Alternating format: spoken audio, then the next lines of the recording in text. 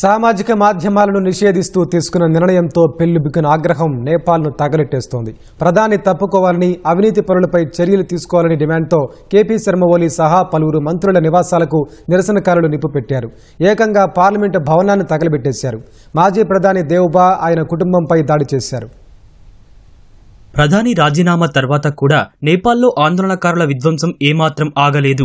ఎక్కడికక్కడ ప్రభుత్వ భవనాలను ధ్వంసం చేస్తూ తగలబెట్టేస్తున్నారు. పార్లమెంట్ భవనంలోకి చొచ్చుకెళ్లి కిటికీల అద్దాలను, తలుపులను ధ్వంసం చేశారు. అక్కడ సామాగ్రికి నిప్పంటించారు. ప్రభుత్వానికి వ్యతిరేకంగా నినాదాలు చేశారు. సోషల్ మీడియా బ్యాన్ గురించి తాము ఆందోళన చేయడం లేదని, దేశానికి యువనేత కావాలని వారు చెప్పారు. విద్యార్థులను చంపేస్తున్న ప్రభుత్వాలు ఎందుకని వారు ప్రశ్నించారు. జెండెడ్ నుంచి ఒక యువనేత కావాలని, మార్పు కోసమే తాము ఆందోళన చేస్తున్నామని ఆందోళన చెప్పారు.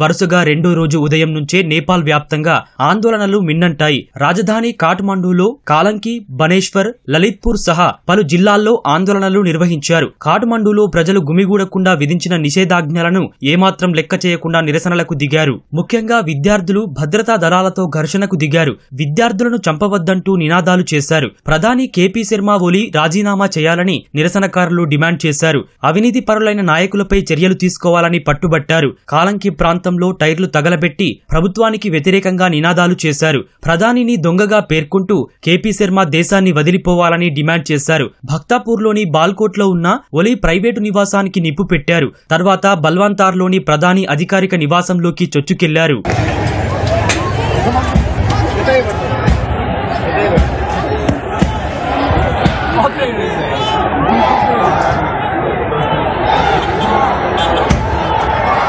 ఖాట్మండూలోని నైకాప్లో మాజీ హోంమంత్రి రమేష్ లేఖాక్ ఇంటికి ఆందోళనకారులు నిప్పు పెట్టారు. ఆయన సోమవారమే రాజీనామా చేసినప్పటికీ ఆయన్ని విద్యార్థులు లక్ష్యంగా చేసుకున్నారు. లలిత్పూర్లో నేపాల్ కమ్యూనికేషన్ల మంత్రి పృథ్వీ సుబ్బా గురుంగు నివాసంపై తొలుత రాళ్ల దాడి చేశారు. తర్వాత ఆయన నివాసానికి నిప్పు పెట్టారు. నేపాల్లో సామాజిక మాధ్యమాలపై నిషేధానికి మంత్రి గురుంగే ఆదేశాలు జారీ చేశారు. ఈ నేపథ్యంలో ఆయన ఇంటిపై దాడి జరిగింది. లలిత్పూర్లో మాజీ ప్రధానమంత్రి పుష్పకమల్ దహల్ ప్రచండ ఇంటిని నిరసనకారులు ధ్వంసం చేశారు. కాఠ్మండూలోని బుదానిల్ కాంత ప్రాంతంలో ఉన్న మరో మాజీ ప్రధాని షేర్ బహదూర్ దేవ్బా నివాసం ఎదుట విద్యార్థులు నిరసన ప్రదర్శన నిర్వహించారు.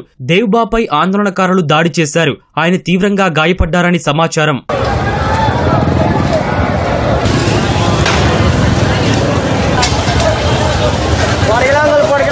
వరుసగా రెండో రోజు ఆందోళనలు కొనసాగడంతో నేపాల్ వ్యవసాయ శాఖ మంత్రి రామ్నాథ్ అధికారి తన పదవికి రాజీనామా చేశారు. సోమవారం నిరసనకారుల పట్ల ప్రభుత్వం అనుసరించిన తీరును ఆయన ఖండించారు. ప్రభుత్వం ఉక్కుపాదం మోపడం వల్ల 19 మంది ప్రాణాలు కోల్పోయారని ఆయన విమర్శించారు. ఆరోగ్య, జనాభా శాఖ మంత్రి ప్రదీప్ పౌడ్యాల్ కూడా తన పదవికి రాజీనామా చేశారు. ఇప్పటికే ఘర్షణలకు బాధ్యత వహిస్తూ నేపాల్ హోంమంత్రి రమేష్ లేఖక్ రాజీనామా చేశారు. యువత మళ్లీ ఘర్షణకు దిగడంతో ఉదయం 8:30 నుంచి కాఠ్మండూ, భక్తపూర్, లలిత్పూర్ తదితర జిల్లాల్లో నిరవధిక కర్ఫ్యూ విధించారు. అయినా నిరసనకారులు విధ్వంసం కొనసాగించారు. ఓలీ రాజీనామాతో సైన్యం రంగంలోకి దిగేందుకు సిద్ధమైనట్లు తెలుస్తోంది. త్రిభువన్ అంతర్జాతీయ విమానాశ్రయాన్ని మూసివేశారు. అన్ని విమానాలను రద్దు చేశారు. 300 మంది సైనికులను అక్కడ మోహరించారు. మంత్రులను వారి అధికారిక నివాసాల నుంచి ఆర్మీ హెలికాప్టర్ల ద్వారా తరలిస్తున్నారు. కాఠ్మండూలోని ఆర్మీ బ్యారక్స్ లోకి వీఐపీలను తరలించారు.